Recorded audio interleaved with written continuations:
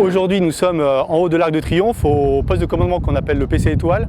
Et c'est dans ce poste de commandement qu'on va gérer le lancement du défilé aérien, le lancement du passage des avions et la conduite ensuite des passages et de la dislocation pour que les avions puissent rentrer chez eux. Il y a plusieurs particularités. Le dispositif au sol est plus réduit que d'habitude, il n'y aura pas de défilé au sol. En revanche, il y a bien un défilé aérien qui est maintenu.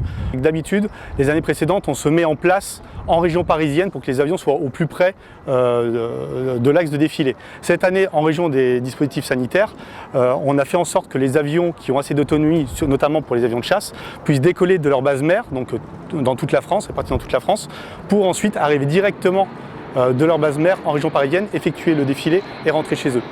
Donc on perd un petit peu en autonomie, mais néanmoins on permet d'assurer le défilé aérien dans des conditions sanitaires complètement acceptables.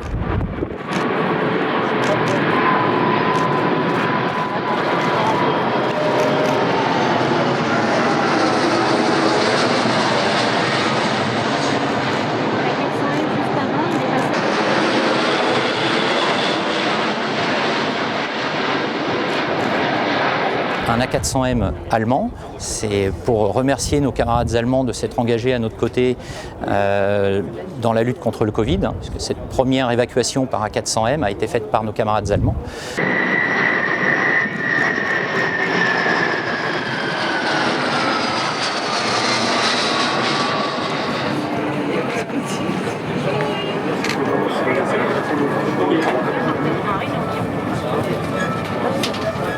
C'est une façon de faire venir tous les Français autour d'un événement et quelque part pour se dire, eh bien, on a fait front tous ensemble et on peut en être particulièrement fiers.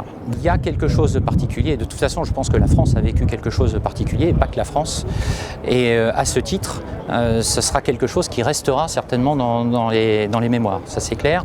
Pas forcément parce qu'il est démontré, la façon dont on va le démontrer, mais parce qu'on aura marqué le coup et on aura marqué, on aura témoigné ce sens de solidarité, ce sens d'union nationale autour d'un virus qui nous a finalement rappelé à tous qu'on était tous vulnérables.